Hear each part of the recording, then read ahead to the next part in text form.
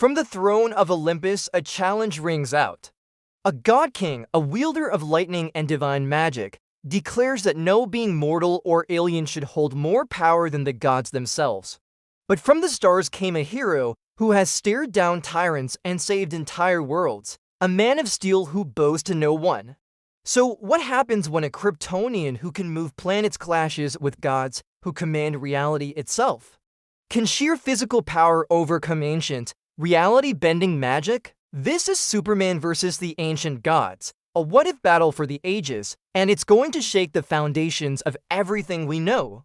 Alright, in one corner, you've got the big blue Boy Scout himself, the last son of Krypton, Kal-El, better known as Superman.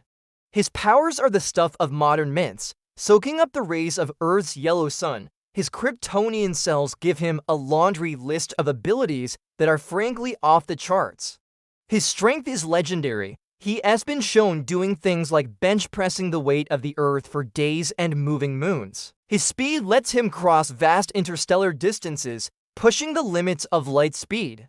Add to that near-total invulnerability, heat vision that can get as hot as the surface of the sun, and senses so sharp he can hear a pin drop on the other side of the world. For all intents and purposes, he's a physical god. But every god has a weakness, and Superman's are as famous as his strengths.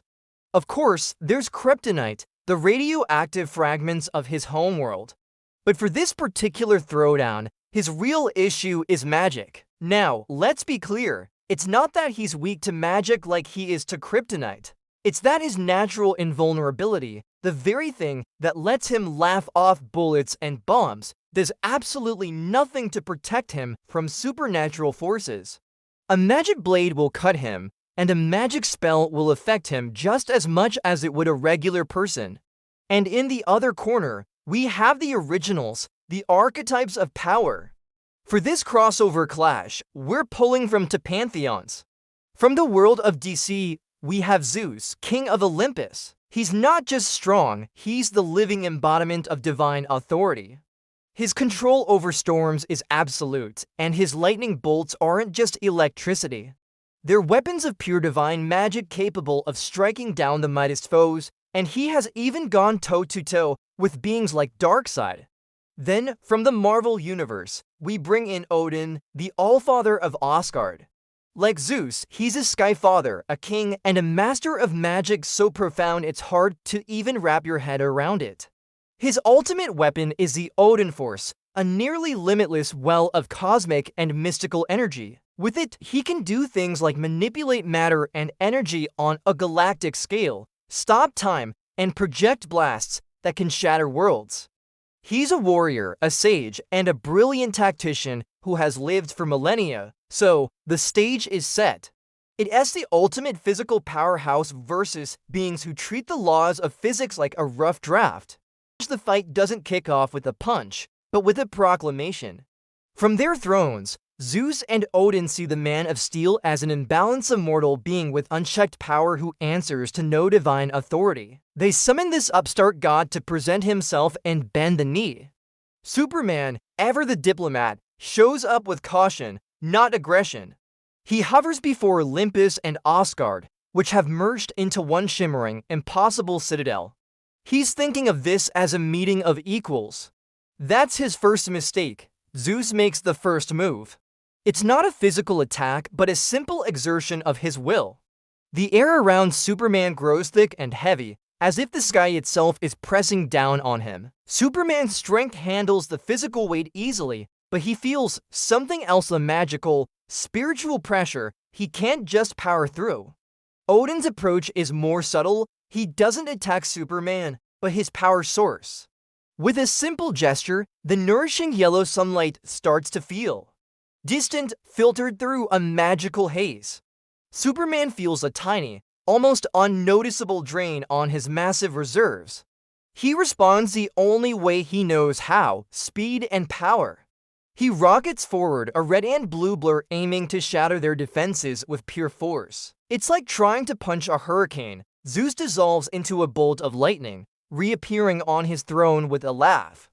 Odin just raises his spear, Gungnir, and all the force of Superman's charge is absorbed and harmlessly scattered.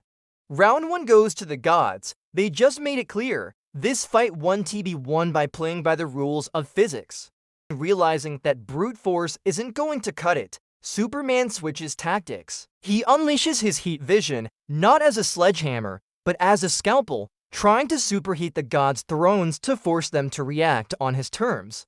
The beams, hot enough to vaporize asteroids, splash harmlessly against an invisible shield of pure magic.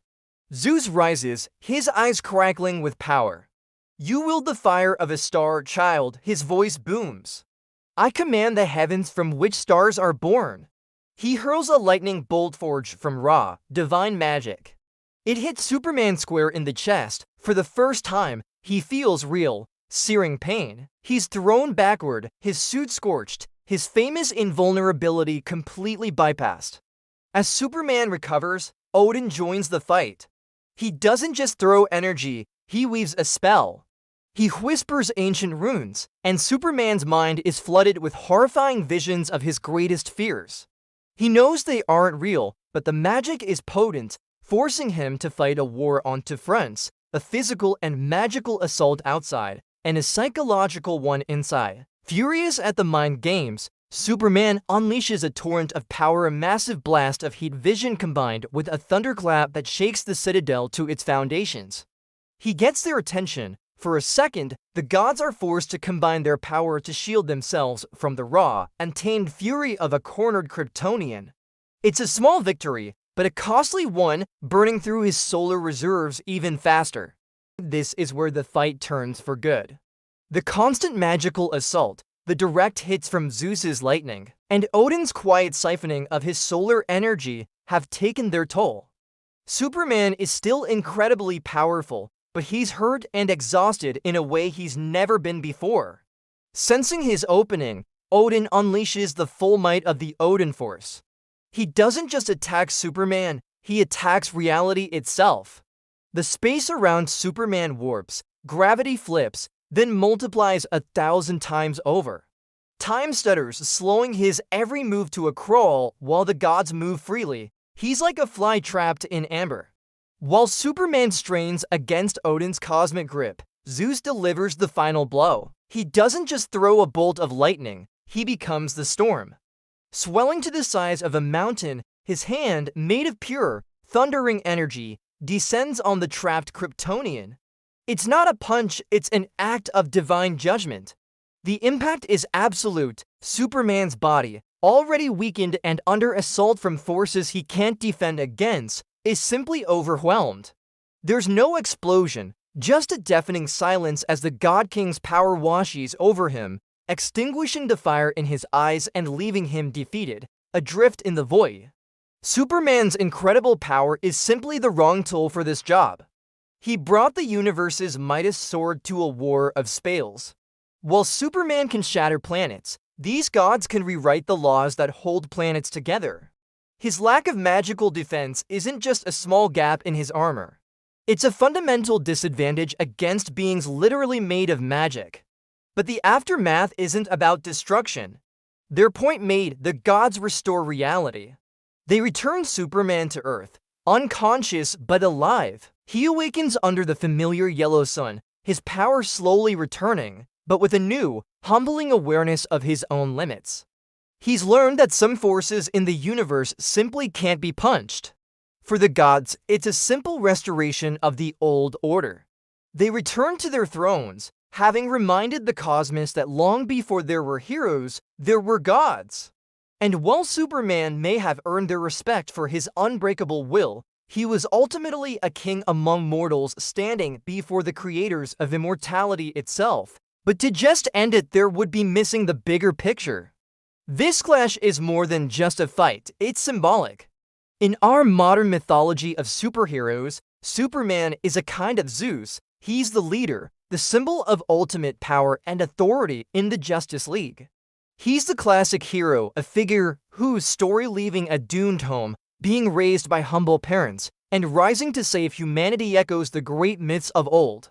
Superman represents the modern myth, a secular savior, a symbol that immense power doesn't have to corrupt. His struggle isn't just with supervillains, but with the loneliness of being a god who chooses to be a man. By losing this fight, his myth isn't weakened, it's made stronger. It introduces tragedy and limits, proving that even the strongest of us can be humbled. It makes him more relatable and his unending fight for what's right even more noble. He isn't just a god of strength. He's a god of effort, of an unbreakable spirit that gets back up, even when it knows it can be knocked down. So, while Zeus and Odin may have won the battle, the war for meaning is a bit more complicated. The gods command reality, but Superman commands hope. He's a living testament to the idea that true power isn't about being invincible, but about choosing to do good, day after day, no matter the cost. The ancient gods demand worship. Superman inspires it. What do you think? Could Superman have found a way to win? Was he simply out of his league here? Let us know your take in the comments below, and if there's another epic clash you want to see broken down, tell us who to put in the ring next.